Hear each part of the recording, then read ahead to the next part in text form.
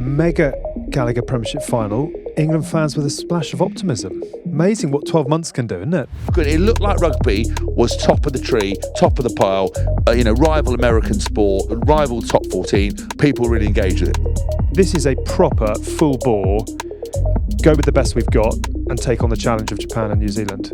Finn Smith, Alex Mitchell, Freeman, Furbank, Slightholme could easily be in your starting backline. If you fucked up the selection against Japan, and Eddie had been plotting this for months, like he would, like some mad guy, like how that Sherlock Holmes, there's bits of red string to paintings and pictures, and Steve will be in Steve's head in the media, 100%. Flying today, hasn't he? Yeah. Been busy. I've been on the pod. We missed him, haven't we? Yeah. Hello, Dream Team. Welcome along to this week's episode of The Good, the Bad and the Rugby in partnership with our very good friends at Continental Tyres. Tins is alongside, as per usual, comfortably into the sidecar here in studio. It's been a while since the three of us have been together. We've got a surprise guest on the sofa this week. We've got a mystery guest. Brought on a newbie. Drano, don't start coming at me. I'm here. It's just the first time the three of us been together. I've been too busy hosting shows, interviewing people. I was in Monaco, picking up the slack because you boys couldn't make it because you weren't committed enough. I was there in a very expensive, exclusive hotel. I was forced to eat all the nice drink, drink all the nice food. That's how good it was. That's how good it was. I was eating, drinking, and drinking food. That's how good the food is. It was a bit of a cleanse as well, was it? Yeah, it was good. Yeah, it was good. It's nice to see you. You've come in a pair of lycra shorts. I have actually. So we can see how excited you are about He's taken on win. the continental trip to the Geraint Thomas. He's come as. I did make a mistake when I put these on, but it was too late. I was in a rush, and I was when I was walking to the car, and I realised that I was getting a compression. No, it was like a compression, like occlusion they called it, whereas certain parts of me were getting occluded. Right, not ideal, but also quite liked it. Good, which was the benefit. How have you been? I mean, do you know what? I've been absolutely delightful. I've been to Ibiza. DJing, which has been cool. I was in Monaco, as I said, interviewing Geraint Thomas and Luke Rowe. Cycled up one of the Tour de France sections, hills, stages. He's immersed himself into the world of cycling. What he hasn't said that he was on an e-bike. Wow. You were on an e-bike? Look, for insurance purposes, they weren't sure that a 120 kg man could get up one of those things. I switched it off and whizzed up there. I still don't know what the problem is. But yeah, that was good. Your nose is growing. Well, no, are we calling it a nose now? But no, it was good, actually, good fun. I got quite sunburnt, actually, not realising that up there in the mountains you get tanned. They tried to put me in not realising 1,000 metres towards the sun is that the sun is actually stronger. Didn't think about that. They put me in fetching lycra because there's that point where actually it's your birthday. I mean, when the show goes out, it's your birthday tomorrow. You are officially now heading towards middle age. Yeah. You need to become a sad act and get lycra on too. A mammal. Yeah, what? A mammal. A mammal? Middle-aged man in lycra. Yes, you need to, and get really into cycling. I mean, they bloody love it. That's not the commitment to it. It's really, they absolutely really, really liked it. I quite enjoyed it. The padded shorts were revelation, to be honest. It felt like I was wearing a nappy. But otherwise, it was good. I was very well behaved. Just been doing lots of daddy-daughter stuff. That had to come in. I was very well behaved. Yeah, I was. Didn't cancel the client. No, didn't. No, not this time. Not this time. But otherwise, what's been happening? What's been big? What's been going on? Will you tell me? Did you do a Premiership final? Yeah. There's been a Premiership final. Thoughts on a postcard? Well, I was very excited. I actually thought the spectacle, in terms of like nerves and intensity, and the way Twickenham looked and the crowd interaction was amazing. But I thought it was really, really nail-biting. I think fantastic that Northampton got the win. I think two of the best teams. I did speak to Finn Russell in the week, sent him a message. Obviously, having got past the final, I was like, Jesus, way to go to prove an investment, isn't it? Because I know last year the year before they were toilet. Last year they weren't too bad. But to go and show the impact someone can have and completely transform a team to get them to the final, I thought was brilliant. But what a fairy tale ending for Northampton. Alex Waller, Lewis Ludlam, and Courtney Laws getting to go out, in an incredible way. That I was quite envious that, having interviewed Geraint Thomas and Luke Rowe, as I said, Luke Rowe unfortunately had to retire through concussion, wanted one more race, wasn't able to do it.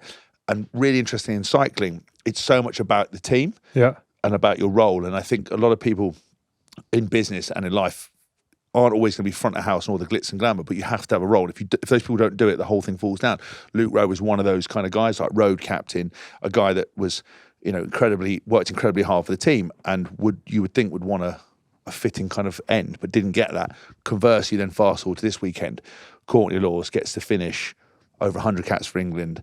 Obviously, I know he's going on to France, but to end his chapter in Northampton, Jesus Christ, what a boy. What an amazing moment to have your family there, and then to see Alex Waller as well with his family, then Lewis Dudley going on. Obviously, he's younger, so he's got a bit more time on his side. But I thought a magical day of sport.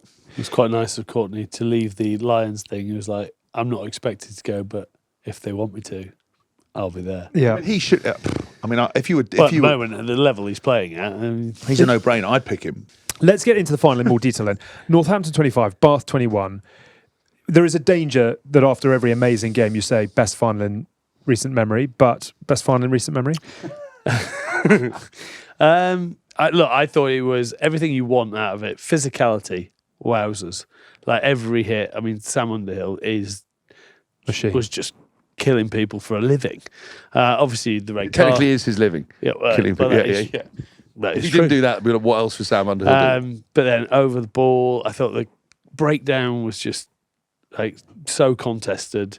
I think it's interesting actually. I thought Bath. I don't think the stats were that Northampton got five turnovers. Bath got 6. I thought it was a lot more than that actually. But Yeah, in the game, it felt, but everything was hard, wasn't it? And then, but what also was then I thought Ben Spencer played so well and had clearly done his homework on Alex Mitchell and was just all over him. So even the ones that they did win, he'd then get a hand through and he disrupted ball. how good was his crossfield kick as well? Yeah, very good. Like the balls to do that as well, because if you were a forward and you work that hard and you go pick and go in their space, and the 9 gets up and fucking crossfield kicks it into the corner, you'd be like, it's one of those where you've got to make sure you score it, and they did. And I just thought, I mean, Bath's resilience to come back. I thought for the first time Northampton made a few error in choices. I think Mitchell I thought actually Ben Spencer probably outplayed Mitchell. I think they realised how important Mitchell was, and they sort of got after him a little bit and disrupted his game a fair bit.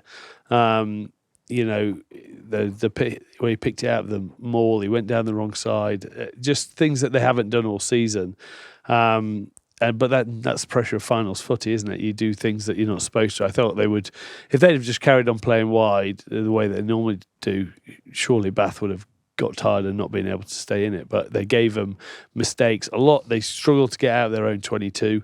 So in that second half especially, which gave Bath launch positions when they're obviously one man down, and that kept them in the game. But do you know what's interesting? Having watched it and gone, you kind of get what an initial impression of Northampton don't think played particularly well. Courtney said at the end, we were awful. But actually, when you look at the stats, and those stats aren't everything, but I think kind of really telling is contact meters, 56 to 100, and just kind of the number of meters made, 362 from Northampton versus 250 for Bath. Like getting over that kind of gain line, clean breaks, not that, quite equal, 8 versus 7.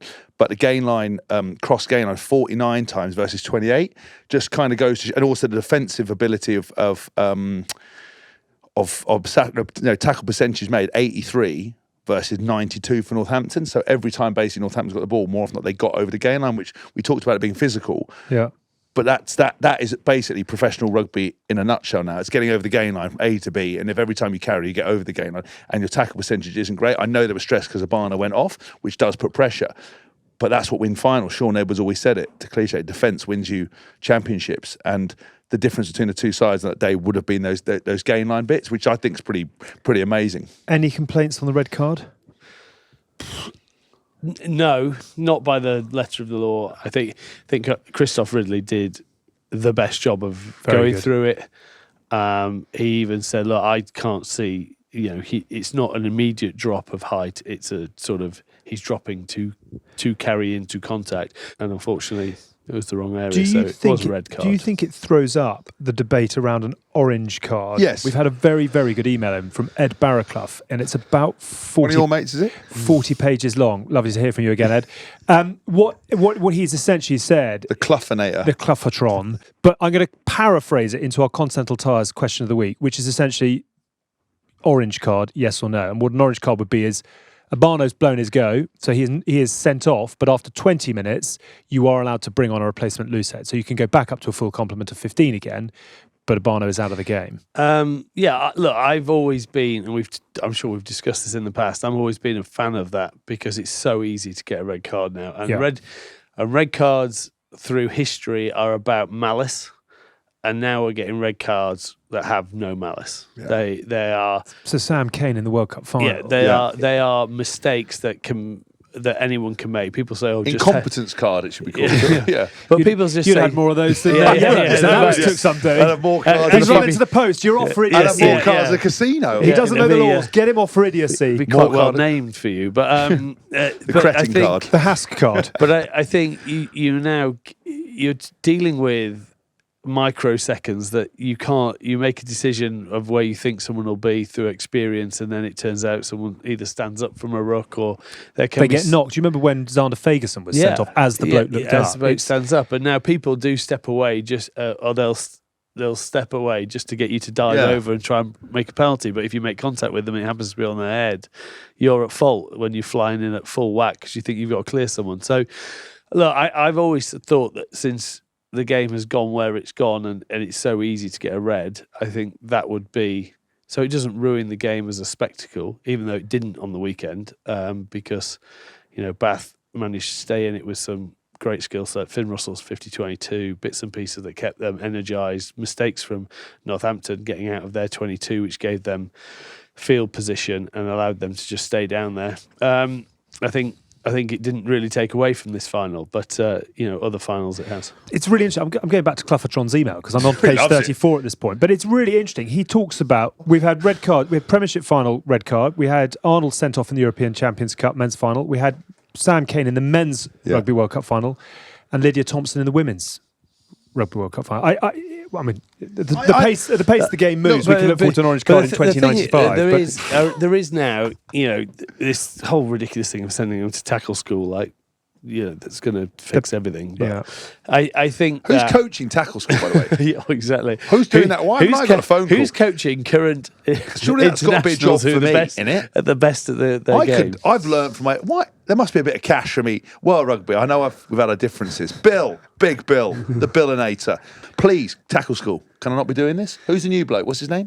Your mate. John Jeffrey. John Jeffrey's what you pinned up against the wall. He's resigned already without actually having taken the job after Tins going over at the... It's like when you saw the... when I went to disciplinary hearings and it was like... everyone who's punched someone in the face in the history of the world. Wade Dooley. You're like, what? Surely the most violent men ever. Who else? Did you ever get a little wink as you exited with the 3 week ban? They'd all be trying to be like really serious. You obviously can't do this. And I'd be like, sorry, I think I saw a highlight reel of you headbutting someone and pulling out an eye. All short-term memories. But it's jobs for the boys, and that's how rugby works, isn't it? You used to be a good player and a good lad, so we'll employ you, I don't know, disciplinary. Right. Surely an alcoholic, violent lunatic. You overqualified. I'm saying I could do tackle school. They should 100% have an orange card. I think we should just go away with it with the purple card. And I think you've got to decide whether you want to punish the player on the day or you're going to punish him down the road. Because I think it's ridiculous now that for something like that you get punished, red card, possibly cost your team the championship, and then you'll get banned for three matches or whatever. Well, look, you could argue multiple. Everyone goes, "Oh, it's just easier to get lower." It's not as simple as that. It just isn't that simple. And I think you shouldn't do both. You either punish them on the day, and you punish, and that you leave that as being punishing the team, or you punish them later down the road, like Rugby League do, and put them on report. Yeah, you look at if anyone watched Origin. Oh my God! All the players are like, serious? A red? Yeah. But the fact that the guy had both arms by his side and looked like a he missile. He took off. It's Suey Lee. He's going to play for the Wallabies. But I thought again, it's interesting how, like, for the most part, because even when I saw the red card in the Origin game, even I was like shocked. I was like, oh God, classic league going the way Union's going. Then I saw it, and I was like, yes, that was that was beyond the incompetence. But some of the other hits in Origin were just brutal. And it's like just they get on with it. But I do think I thought for Ben Obano, I don't know what it is when I watch these games now, because I didn't have a kind of a vested interest in who won. It was more the spectacle. Even as a proud ex-Saint of two and a half, 3 games. Sorry, let me rephrase. 40 minutes of Northampton Saints activity. Sorry. You bleed green, I do. yellow, and black. I bleed. What's the colours? Yeah. I'm keen on. Green, Northampton. Yeah, green, gold, and black. No, I was saying that I actually love it, ruggers. I obviously I did have a bit of vested interest on that day to see Northampton. Can you actually just roll all of that in as one, please? Do not edit that. I was a big Northampton fan, obviously. I wanted them to win, but ordinarily I'm not have a vested interest in the kind of games. I did think when I saw Ben Urbano get red carded, having had experiences of that myself, not in a final, I just sort of felt for him like, what do you do? Just from that emotional point of view now, like thinking he walks off and you watch your team go so close and nearly win and you just think you take all that responsibility. That's how horrific sport is. That's what I always think about. You look at those players that he would never have meant to do it. When he woke up that morning and he had all the excitement of playing in a final, he never once thought, do you know what, I could be the catalyst for my team. And I'm nothing to do with him. It was in the first X amount of minutes. They played their game.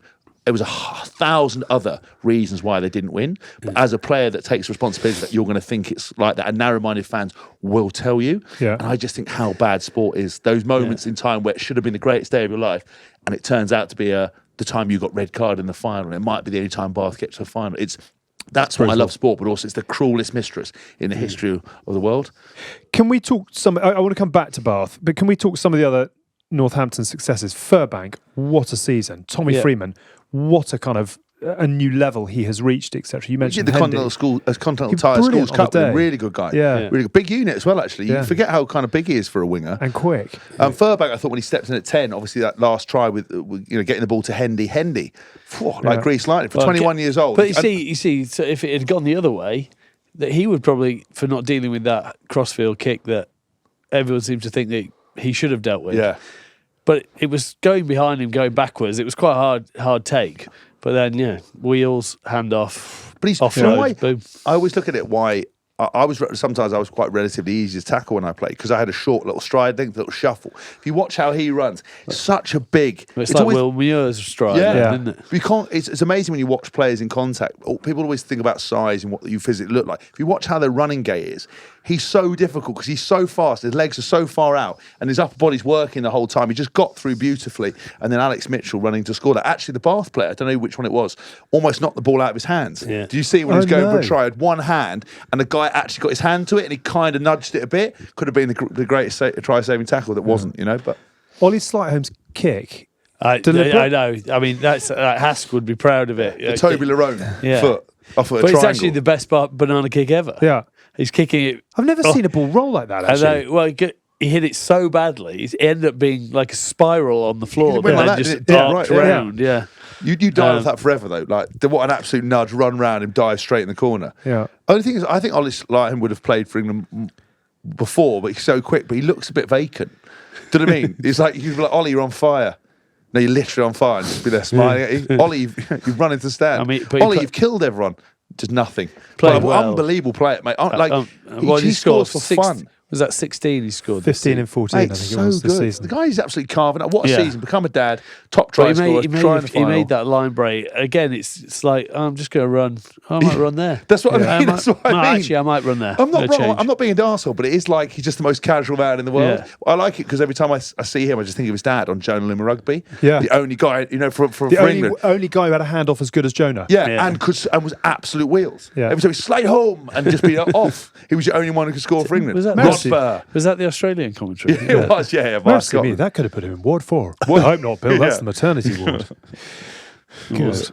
Can we talk Phil Dowson and the man and the job he's done? So when I went to Northampton, obviously Chris Boyd was in charge. He'd obviously been great at the Hurricanes. Had come over. He was there on Saturday as well. He came was back there for the game. Yeah. Yeah. So he obviously and Rob Horn actually. They've got Chris Boyd and Rob Horn. Black Eye ambassador / head of medical of our fund. Medical fund.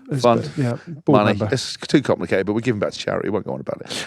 And so it was interesting because that coaching staff came in. Phil Dowson had only been retired a little while. Sam Vesti, they were kind of quite young coaches. Chris Boyd, very laid back kind of approach to things. Obviously, I had him for a year. Really good guys. Really valued the kind of the team and looking after the players and creating that good atmosphere. And then obviously he left and kind of took over kind of a distance role. But I think Phil Dowson's just done incredibly well to come in. I think they're playing some unbelievable rugby. I think they've got the balance of the coaching staff. Perfect. Sam Vesti. Lee Radford as well. Yeah. You marry the three of them. That's a young coaching group. And we obviously had Tom Wood last week talking about how they wanted a young English coaching group. They've got a really impressive young England core now. They've picked up a number of players who lost jobs elsewhere. So Curtis Langdon, Tom Pearson, Finn Smith, obviously were all at clubs that went. I mean, Curtis Langdon bust. has been outstanding as well. But by the way. what a sort of spike in improvement as well. Even if he did have to take one to the face when he couldn't catch it, and then immediately reach for his shoulder. Yeah. Yeah. He knows That the old game. chest bump He knows the falls game. out. I've dropped it. Oh, the knee. Yeah. Oh, Yeah. I hate Cramp. it. Yeah. How good can Saints become? It's going to be interesting, actually, because I've sort of got a feeling Bath is going to get better as well. I think Van Graaf said that he's there a year earlier than what he thought he would be.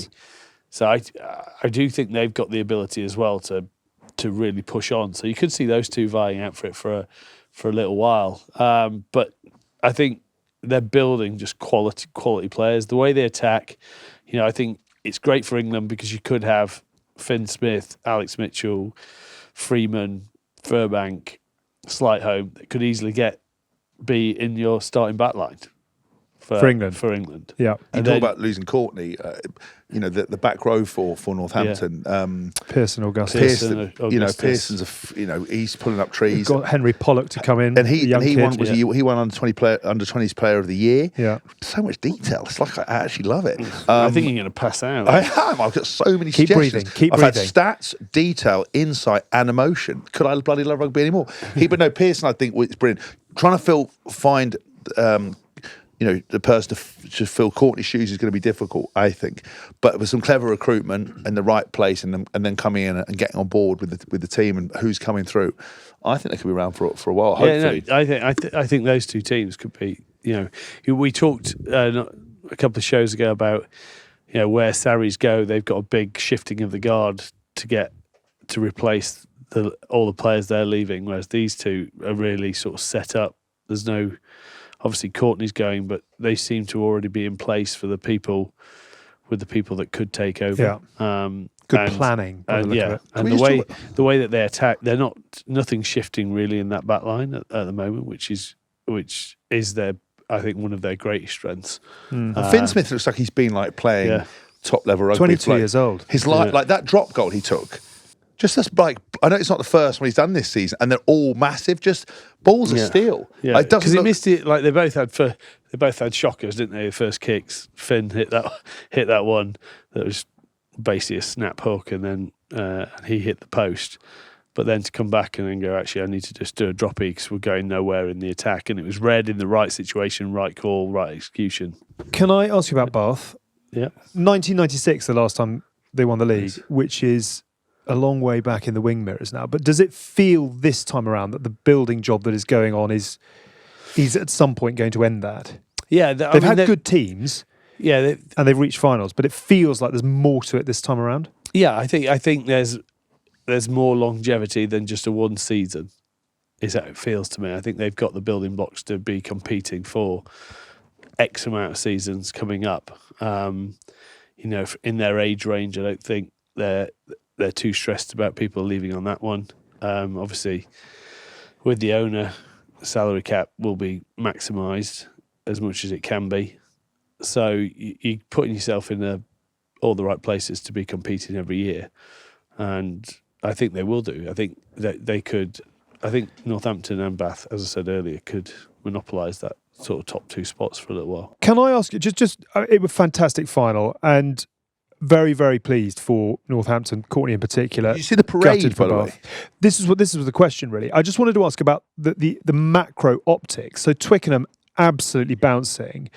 The tension was extraordinary. It looked spectacular. And we've had finals in the last few years which have had big pockets of empty seats, etc.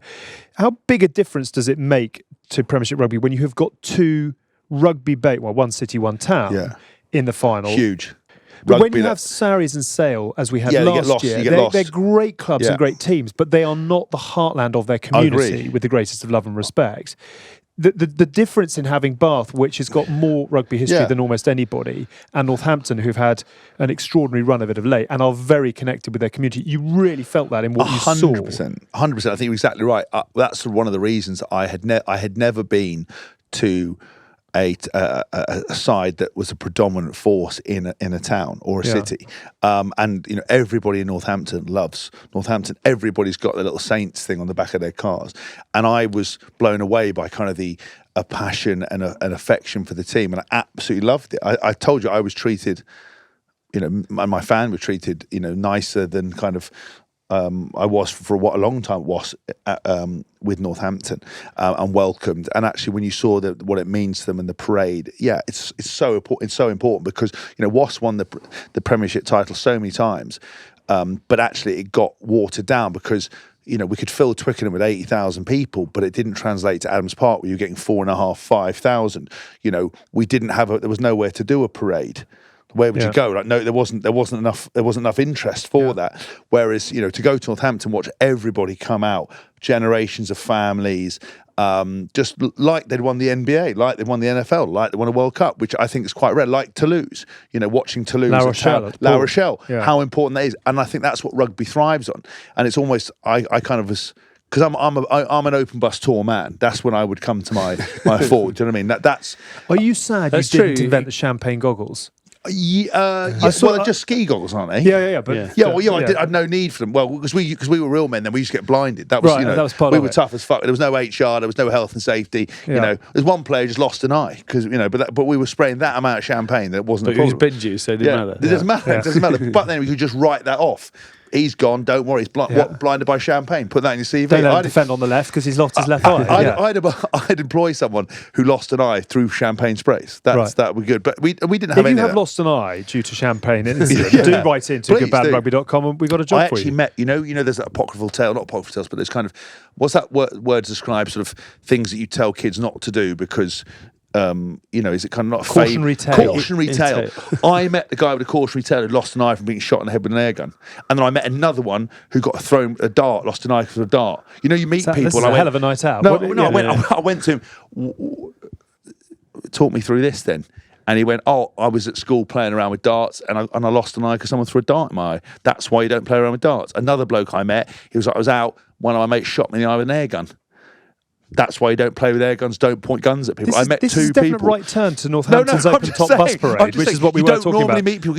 Your mum always said to you, if you're upset and you pull a face and the weather changes, your face will stay like that. Yeah. That's obviously bullshit. You didn't listen, did you? You did not listen. I didn't. If you go too close to the TV, your eyes go square. Yeah. Bollocks. Your mum's lying.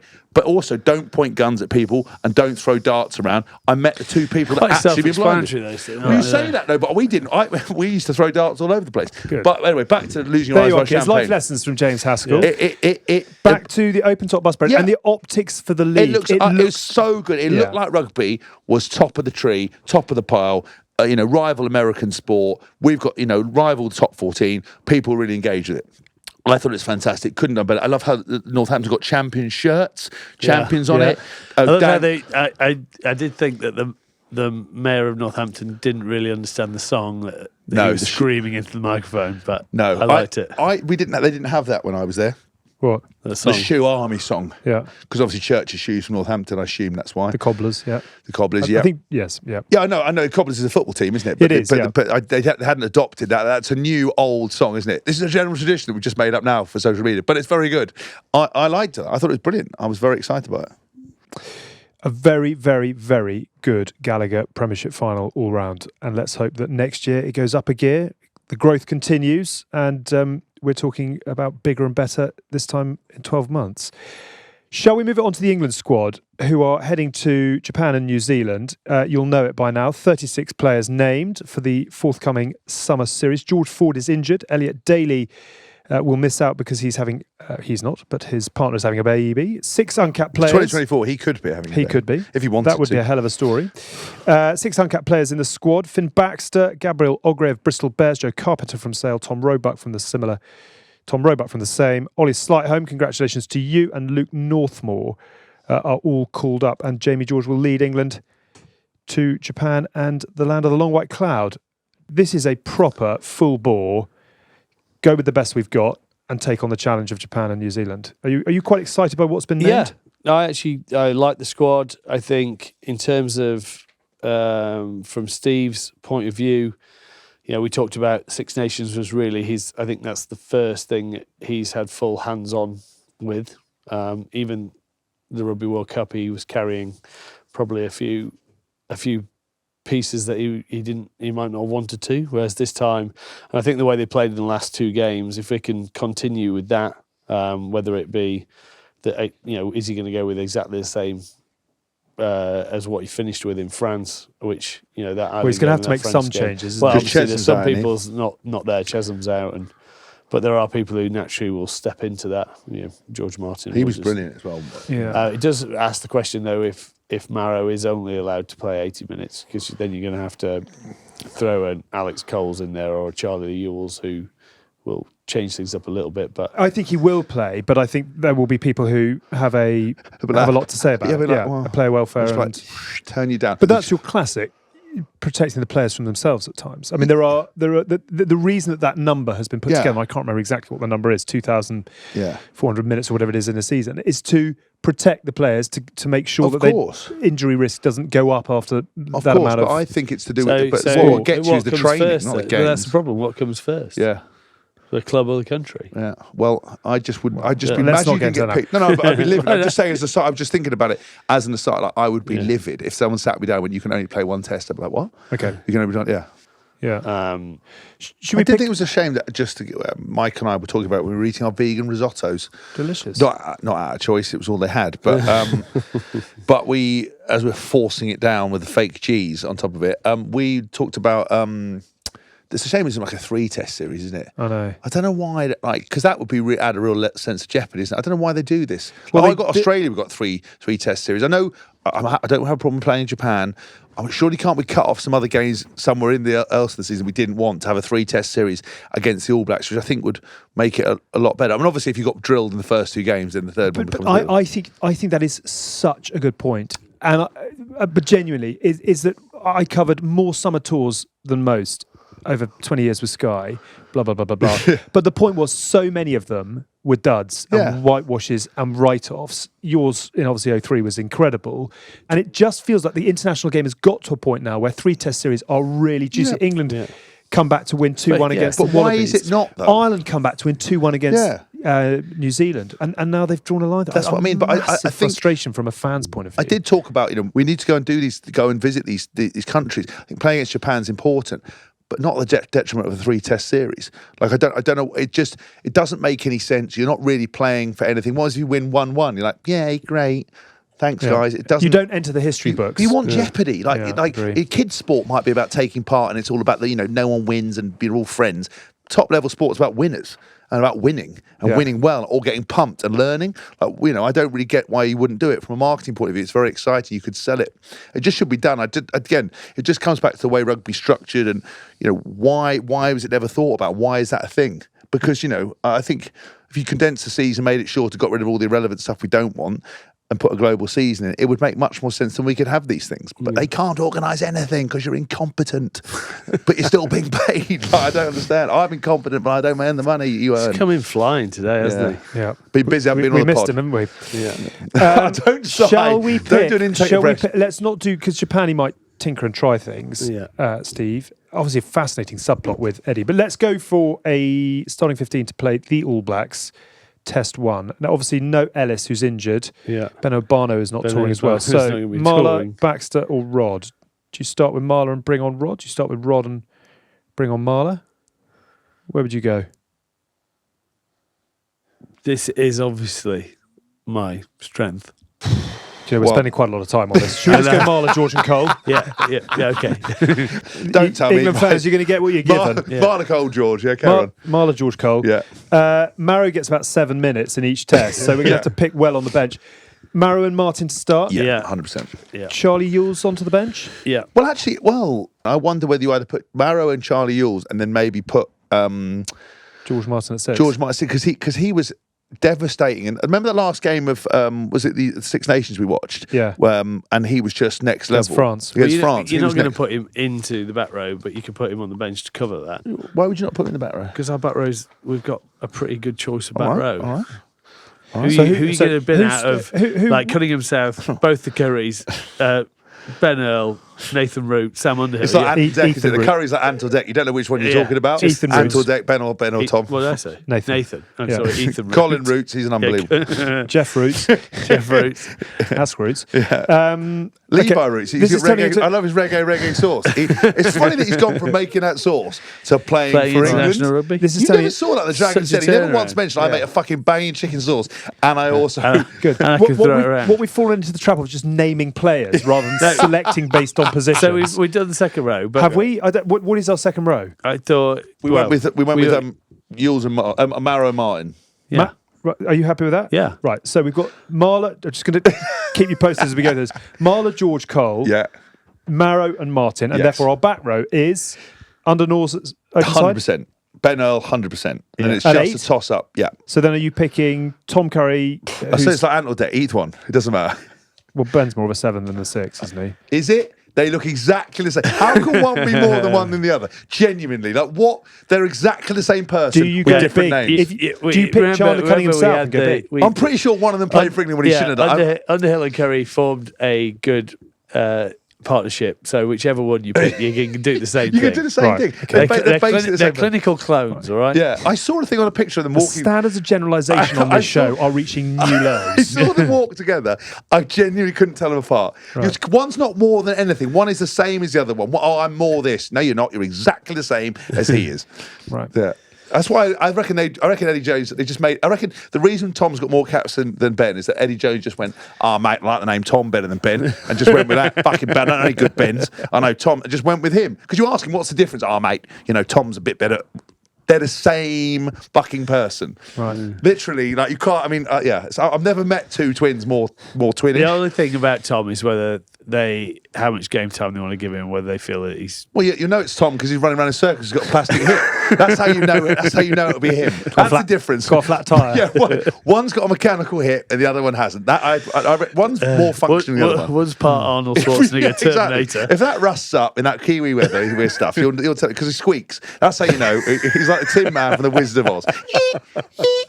That's Tom. Got that one. That's how you tell him apart. Fucking right. Okay, fine. Amazing. I go. If you so tuned in for a detailed breakdown in the highs and lows, the breakdown I'd work of the go Curry brothers. Tom, Sam Underhill, and Ben Hill. Right. With Cunningham South on the bench? To play the game that we want to play, I think Cunningham South will do Yeah. a better job. He did, and actually, before he got injured in that He's a France cunning game, man. against that France game, he did do some good bits. He looked pretty. Brilliant against Ireland. Yeah. Off the bench. Mitchell to start. Spencer to start. I don't think they'll change it around. do So I that, think Mitchell. Mitchell will start, and then He's earned his yeah, Spurs. and then I think Ben Spencer. I think it'll be interesting to see Harry Randall will probably get a run out in Japan and see Yeah. how he goes. But It's amazing how 9 has become a good position for England now, Yeah. where 18 months, 2 years ago, it was... Yeah, I mean Eddie never tried it. Where are we else, now? though, did he? No. Not for your lack of slagging everyone off. Every week he's like, he waited. He's like fizzing. Yeah, fucking man, young. Calm down, Tins. 10. No. No George. Finn Smith. Yeah, You go Finn. yeah. Not I- no defence. Marcus, brilliant No, player. I playing just well. think everyone's it's going to be around him. Yeah. I think you keep that Northampton. Access. You just got to go if you're going to go on form. And I mean, look, he starts him against Japan, and then sees how he controls it. Marcus Smith, he's done nothing wrong. I just think Finn Smith's in a better patch of form. Yeah. I think you've got to remember that not one's a better player than the other. I think one is just in What's a going purple to patch at suit the moment. Yeah. what's going to suit the game? Yeah. I think. And you're off for high of playing a Premiership. I mean, unless he's drunk himself into oblivion in the next couple of weeks. But I think He'll be all right. it should be fine. Slade and Lawrence. Yep. Yeah. Back 3. Faye Waboso. Yes. One that Freeman. finished. Furbank. Yes. Yeah. Yes. I mean, you could pick, with the back 3 choices, you could. Do you know what's pretty much pick any of them. amazing? Yeah. And I know we've made a mess of the 4-pack. That is as quick a backline selection as we've had talking England in about Yeah. 5 years. But that's what consistency brings, and what the performance that they put in against Ireland, performance that they put in against France, even though they lost that game, you just go. It sort of rolls off the tongue, doesn't it? Yeah. I mean, and that's without. I mean, realistically, if you got into it, you could say Ollie Slightholme, the amount of tries he scored this year, some of the tries he scored, he could get in. We've just casually passed Freddie Stewart. there in terms of what he I mean, does. it's pouring with rain and it's Auckland. Yeah. You might think again. mightn't Yeah. you? But the issue, you would. But the issue with Joe Carpenter's been brilliant, and Tom Roebuck's been good as well. So I think it'll be interesting going forward in like who's going to cement. I think those three have the position to themselves, but there's people knocking on the door at the same time. I hope. I mean, look, you can't take but don't forget Eddie's now coaching Japan. Yeah. That's kind of gone on the radar. He's coaching Japan. They'd love an upset to beat England. But you wouldn't pick that Do you team. think- necessarily. Do you experiment against Japan? Well, but the thing is, I was about to play. I was playing devil's advocate with myself. There's the voices in my head shouting at each other like usual. I was thinking, I look at Ollie Slightholme like, you put in a tour of New Zealand. Where does he get an opportunity? I don't think you do. Yeah. You'd like to think because of his form in the Premiership, you could put him off the bench. But that's such an uninformed thing because the step up would blow him away. Like there's no lead in. People going well at the Premiership do not necessarily translate to international rugby, and it's a fallacy to think that they'd either be ready. You've got to kind of see them in. There's very few generational players that can come in and just deliver like Dan Carter or whoever. I'm thinking maybe getting him an opportunity against Japan, but then Eddie's coaching Japan. He's probably going to target. This is a chance to beat England, even if it's on a summer tour. No one gives a shit. You're just still beating England. So I think Steve's got to go all guns blazing. I don't think Steve will take it lightly. So I think but I think there'll be a couple of spots where he can play with it. I don't think you can roll into that game and then make 10 changes the next week. No. Because actually, a lot of these players, Henry Slade, won't have played for probably a month prior to Japan, and then it's another week until all that. So it could be 6 weeks without a game. Having interviewed Steve on this podcast, he's going to go in all guns blazing, balls out. Yeah. I would say with that, I think you could give Tommy Freeman a rest. And you could play Ollie Slightholme knowing that you're going to play Freeman in the 2 New Zealand tests. Because he's played a lot of rugby into the end of the season. Yeah, there's a couple of spots where you could give 3 guys a go that you might want to have a Who look would at. you Obviously, most you're like not to going to pick. You're not going to pick Marrow. No. You're not going to pick him against Japan. So, who would you most like to see from the 36 who we haven't mentioned already? Finn Baxter's had a hell of a season. Theo Dan possibly with a start against Japan. I think Theo Dan could start. Yeah, I think Alex Coles probably deserves another run. And you've got you're going to have to plan because Marrow's not going to play every game, even if you of all 3 of them. Yeah. If you have to stick to that 80-minute rule, there's also another. So someone's going to have to come and call the lineups up. So you might as well play Alex Cole. There's also another thought, it's a 2-set series against New Zealand. They were in the World Cup final. They lost. I know ultimately, but badly towards the end, but they were pretty good, and we, everyone but bet it's against a very, them. very, very new It New Zealand is, outfit. but it is. But Razor Crusaders have dropped off the cliff. They have, but that may be more to his coaching than anything else. I don't know whether you want to win. You've got to win, and I think because it could be very difficult if you lose all 3 games potentially. If you went horrible, I'm not saying this team could do that, but you could if you fucked up the selection against Japan, and Eddie had been plotting this for months like he would like some mad guy like how that Sherlock Holmes, just bits of red string to paintings and pictures, and Steve will be in Steve's head in the media 100%. And then you go into what will that dynamic be like? That is master and apprentice. That is. But I am your father. Yeah, that's what I mean. Yeah, he will be like, fuck off, Steve, mate. It'd be very good if you did do that. That would be amazing. You start that off in your media. Yeah. Bauthers, I am your father. Bauthers, I have no father. But I think that it's just an interesting Will Bauthers segue. bite at that? Is he? Well, we tried to make it bite on this show and he didn't bite once, so I don't know. But Eddie, look, I just think it's a very interesting point of view. Going into New Zealand, new coaching staff there, a lot of excitement around that coach. He built a Crusaders dynasty. He's left, and the wheels have fallen off. Whether they would have fallen off, whether he was there or not, that's conjecture. We won't know. There are still some very, very, very good players in that New Zealand side. Aaron Smith's obviously moved on since we last saw that. Sam Kane's moved on. There's still some great players. Sam Whitelock's some big gone. names have some gone. Big names have gone, but unfortunately, Sam Whitelock was 97 years old. Yeah. Do you see he scored his final? Congratulations for Poe. Yeah. Wow, what a final moment. Last touch of professional rugby. Scores in the try. corner. Some people have it. My last touch was, I don't know. Knock on. The theme of your career. It ends as it began. No, it's actually bollocks. Don't listen to them. I fucking unbelievable. My last game Last was touch a was Bath. a maiden. He ran over Freddie Freddie Burns, like he wasn't there, didn't I? Bumped No, him. you ran into his hip and he knocked you out. No, that wasn't the last game. Oh, that wasn't the last one. Sorry, that's the one I keep seeing on Instagram. Stop googling, you dickhead. But that was my last sort of moment. For him to do that was pretty amazing. But I just don't think you can ever. It's my algorithm. Just keep serving up Hask. Negative, Hask, negative. Yeah, exactly. But I just think I think you've got to play it very carefully and very calmly. And I think having watched. Well, the good thing is Eddie can't say I've been preparing for 2 years for this game. Yeah, So that's one good thing. So I think what also is a good tour for England this summer? Beat Japan and 1-1. Yeah, they have to win one. Yeah, they've got to win one against the All Blacks. Have to. Well, actually, I'll take that back. 73, 2003. It doesn't come around very often. They have to perform to the standard that they set in that. If it went the same way as those you lost 2-0 with those performances like the French game. Yeah. So how I could long probably live with it. do England have to keep performing well but not quite winning? How long is that run? Because at some point you've got to start turning big performances into big wins. Yeah, I mean, if we roll into next year's Six Nations, then I'm expecting them to go and try and compete to win the title. Whereas we wouldn't have said that this year. No.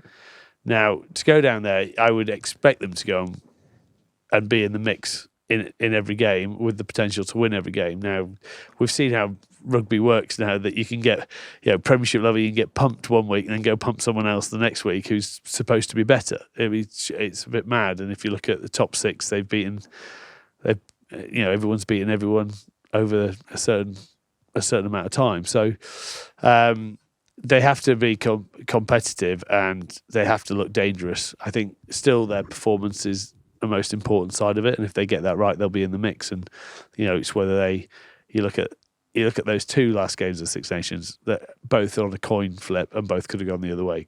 Yeah. We could have won France and lost Ireland, and that's just the nature. But of it. they played in a way that we were excited about, and we said.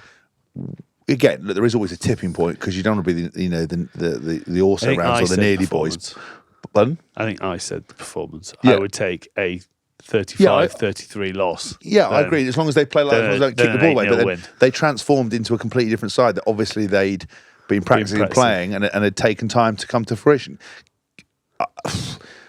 Will we see it straight away against Japan? It's very difficult to play against a side like that. Niggly, difficult. Eddie will have been cooking up some plans. It could go either one or two ways. Very difficult, slow, bit closer than you would want. People a bit negative afterwards, or we go in there and we do a real job. So that's what I wouldn't want to see against Japan. As Hask said, it's a potential banana skin, but you've still got to go in there and play how you want to play and believe in yourself. So I wouldn't want to see him go all set piece necessarily. Obviously, they're going to try and use that dominance, but you've still got that back line that's carved people left, right, and centre. So you've got to have the ability to do both. Mega Gallagher Premiership final. England fans with a splash of optimism. Amazing what 12 months can do, isn't it? Yeah. We lose 3-0. We'll be back to put the knives out, knife and everyone. That's all right. We don't tend to do that. We don't do that anyway, because that's what we get criticised because we're not negative enough. About rugby. We have got a busy few weeks, actually. We will be picking up on all of the England performances and doing special shows around that. But as we head towards the end of the season, we have got a few little bits to tell you about. We've been working on something very special. We're looking forward to allowing you to get your hands on it. Do you want to explain to the nice people we've done a thing? We have done a thing. We're announcing a book. It's called The Good, The Bad, The Rugby Unleashed. It is called that. It's a very exciting book. It's a very exciting book. Colouring in and dot the dot. No, it's not a very exciting book. It's the story of Good, Bad Rugby. Stuff you will not believe until you read it. I'm taking control of it. What a Flanker was, top 10 Sunday Times bestseller. Rugby, same. I'll be in charge of it. It's going to be every story, every detail, court cases, emotion, drama, how the band almost broke up and then got back together and broke up again. All in 45 seconds. What we're actually like, what goes on behind the scenes, all the stuff you would want to know. That we've been doing this now for 7 years under different guises. One we don't like to talk about. This one, though, has been an amazing chapter from going from being talent to owning your own podcast and everything in between. It is out in October the 24th. It's available to order in Amazon. WH Smith's and Waterstones, whatever your preference. We'll be doing some signing sessions. There will be signed copies available. I promise you, this will be a book like no other. Very well said, James. You're welcome. Waterstones apparently are running a 25% discount code off already. Already? Already it's going into the bargain bin. We haven't even We haven't even made it on the shelf, and Well, already there they're we go. discounting it. Discount. It's already in the pound They're bin. expecting great things. No, clearly. it's an They early must have bird. read the first I draft. beg your pardon. It's not bargain bin. It's early bird It is early discount. bird. It's Early bird. early bird for discount. Team GBR. Basically, our that's just to valued- make you feel better about Yeah, the for fact our that valued supporters, Team GBR, the ones we actually love, the ones who attend the tour, who come to all the events, we can't if thank you're on enough. if you're on our business WhatsApp group, Who subscribe to the lock-in. So we've got, we've Yeah. got business WhatsApp, we've got lock-in, we've got Instagram for people who comment, people who send us in emails. Colin Balacroft, where his name is, Bertie We love our fans. Bertie Barracroft, whatever your name was. We care about Baratron. you. We don't necessarily know the detail of your name, where you're from, but we love you anyway. The book is for you. we value your opinion. And also, you don't need just to know not about your rugby. name. If you just want to have a laugh, this book Yeah. will be a laugh a minute, I promise you. Once I've rewritten it, it will be the bollocks. Do you know what as well? Apparently, it's a fuel crisis coming around the corner as well. So if you want to get a Yeah, couple yeah. of copies, that'll sort you out for It winter. burns for won't it? days. It burns for It does. days. It does. It's like Hask. It does, yeah. It excludes drafts and Never burns goes for out. days. You try and put it out. It Yeah. never goes out. No. Yeah. What are the other details? Signed copies, as you mentioned, available from whsmith.co.uk and Coles, Yeah. which should both be live for tomorrow, it says, which I think is probably the launch date. Key messaging, in case we haven't covered it, available in hardback, which will burn even longer Yeah. than the paperback. Ebook and audiobook, read by the boys. October's perfect time for Christmas. You know, if you know a sports fan, When because it have is you about sport. ever bought a Christmas present in October? I have never bought a Christmas present. I Full just stop. receive them. Yeah, I like to receive them. It's I don't all give. me. It is. Yeah. Just having me in your life's present enough. Yeah. But no, but if you want to plan ahead, then I would order it now, because you'll know guaranteed any sports fan, I don't say rugby fan, I say sports fan, will absolutely love this book. Or if you just want to know about, like, you know, what we're like together, maybe what it's like living in a castle, who knows? He lowers the drawbridge, lets you in. Hardback, as I've said, 25% off for Good Bad and Rugby listeners, which is early bird, not bargain bin, available from waterstones.com with code GoodBad25. That's So good, you- bad 25. So you can enjoy That's that. good. Bad 25. We've done a book. I'm looking forward to reading it, actually. Now, second thing that we've got to get to, a few more shows, as we've said, to come over the international period. We've been sent a little end-of-season gift. For all your rugby fans who love a bit of stash or memorabilia, here is something just a little bit special. It hasn't been very well wrapped up, but would you like to open that, please, James? He likes Russell. a present. It's like He loves a gratification to him, isn't he? What have you got? Oh. I've got an England versus Australia in Rugby World Cup final, Stadium Australia, the 22nd of November 2003. It's John Taylor's commentary notes, written out meticulously. Let's see what it says about Mike Tyndall. Mike Tyndall, Wakefield, How many caps? Wakefield I must tell you, School. How many caps had at that point? 25. God, you were a youngster then, Replaced weren't Guskett in squad. Learning not all about contact. Didn't learn that well, did he? He vaguely got an idea he should pass. Didn't really do it that often. Still won a World Cup. So that's great. That's one of them. you? That's for Michael. That's Oh, obviously Michael, for that's me. for you. That's a prezi. So Oh, it's actual presents for us. Yes. Oh, Oh my I thought we were giving them to some other people. So James Haskell, slow on the uptake. Oh, fuck. Now I'm more interested. I thought, why has this bloke sent us stuff to give away? What have you got? What have you got? I've been Well, I've wondering got what have England- you got? Eton versus in the war game. Eton versus He's got the- Pangbourne in the what is He's now got the him Continental Tire Schools Cup. 0-0, went to extra time. Eton went through as the away team. No one scored. He's One got of the him finest versus the days of my Catholic life. Church. Him versus Catholic Church. 7 buggers to 0. This is exactly what the That might come out. sportscommentators.com That were might looking come, for in terms yeah. of an end of show promotion. England versus Scotland, 22-16, Six Nations. John Taylor's commentary notes again. James Haskell, Rico Black Rams, Windsor, Wellington College, Wasp, Stad, Super 15. No comments on my ability. I don't know. I don't know who that would do that for Scotland. Would you want that? Oh, I'd love that, James. Thank you. Yeah, I love your Well, I don't know, I remarkably. don't know. But Let's not he's get- hoping that the next Is one this is for me? Australia. Well, what's notes. this one then? New Zealand versus British and Irish Lions, 15-15. Oh, that would be me. Miles Yeah. Harrison commentary notes. That would be more for you. That wouldn't would it? be for me. Oh, because you were there. Because I was there. I was presenting. Right. So those are really cool, actually. They are very Yeah. nice. But Thank thank you you very very much. much. Who sent these then? Who sent these I'm in? going to give you the details. Thank For you. all you rugby fans who love a bit of stash or memorabilia, these are available from thesportscommentators.com, and you can pick up signed commentary notes from Nigel Starmer-Smith, John Taylor, and Jim Neely, who's a big big Irish commentator, of course, Nick Mullins, Miles Harrison, and the great Mark Robson as well. These framed prints are the perfect gift for rugby fans. What's more, if you buy one, you're actually helping a cause that's very close to all of our hearts, the My Name's Doddy Foundation and the Alzheimer's Society, as they are giving 20% of the profits to the charities. Do get involved if you'd like to. We've got the 2017 Lions v New Zealand. We've got the 2011 Mike and James playing together. Oh, that was when you played together, was it? Yes, that's the point. You played together. What does it say about Mike here? Otley, Still have trying to avoid contact. Yeah, still hasn't learned to pass. Bit weird, John. Looking old and shit, and his nose is weird. John, why? It's a bit personal. That now explains it. I was about to say, John, you should have sent me the Australian ones, but we played together because we're friends. No, I just want. All right. All right. He's got all upset now. How the hell you're going to edit this into something acceptable? I don't know. Yeah, don't worry about that. So that is a very big thank you to the sportscommentators.com. We've got commentary notes from Nigel Starmer-Smith, John Taylor and Jim Neely, Nick Mullins, Miles Harrison and Mark Robson, all available on that website. They are framed and they are the perfect gift for rugby fans as well. What's more, and this is really important to us, if you buy one, you are helping a cause that is very close to our hearts. That's the My Name's Doddy Foundation and, of course, the Alzheimer's Society. They are giving 20% of the profits that are raised through the sportscommentators.com to those charities. Please do get involved. Some really, really good bits of memorabilia available for all those of you who like your rugby. And these will go very happily into our set for next season, won't they? We've got quite an exciting prize to give away through Black Eyes channels in the coming days, because there is a blockbuster day of rugby at Twickenham Stadium on the 22nd of June. Kicks off at 2 o'clock with South Africa in their first match since they won the Rugby World Cup, taking on Wales in the Qatar Airways Cup. And this is followed at 5:15 by the Barbars, including our very own Johnny May, Danny Kerr and Kyle Sinclair, who are facing Rugby World Cup quarterfinals Fiji in the Killick Cup. 1 ticket, 2 matches.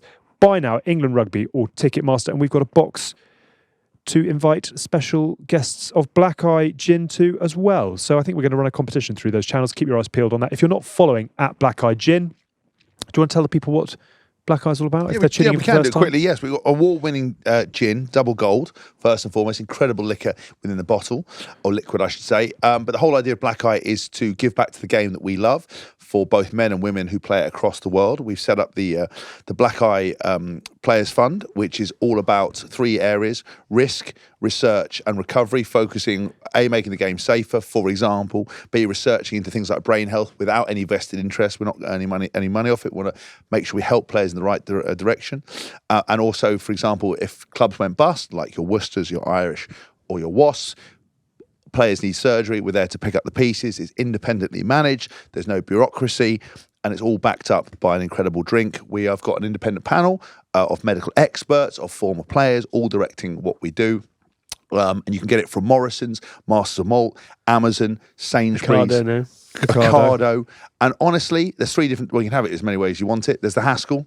I didn't name it, but it's an amazing gin martini. You did name it. I did name it. It's all about me. We've then got the pain drop, the painkiller, and then we've got yours. The G and Tins. Yeah, I wanted a Tyndall and tonic, but branding wouldn't allow it. Tin and tonic. Tin and tonic. They're great. As I said, check it out. It's amazing. And it's just won double gold in San Francisco at the Gin Awards. Which is like the Oscars of Gin Awards. It is, yeah. Like 6 the Oscars. Independent gave it 95 out of 100. 95 out of 100. I said a 95 out of 100. Out of 100, yeah. So what are you waiting for? Check it out. Good. Follow at Black Eye Gin if you're not already, and we will have tickets to the fabulous day at Twickenham on the 22nd of June, Wales, South Africa, and the Barbars against Fiji as well. Lock-in is available for the ardent fans. If you haven't checked it out, please do. This week we're going behind the scenes of a quite remarkable fashion shoot that we did with the Rake. And if you haven't seen the imagery, have a little look. Loosh is just about a third of describing your pose, your repose. It was, yeah. Quite a good day, though. It was. There's nothing like reclining on a chaise longue with an unlit cigar and an old-fashioned. Yeah. The 4th of the day.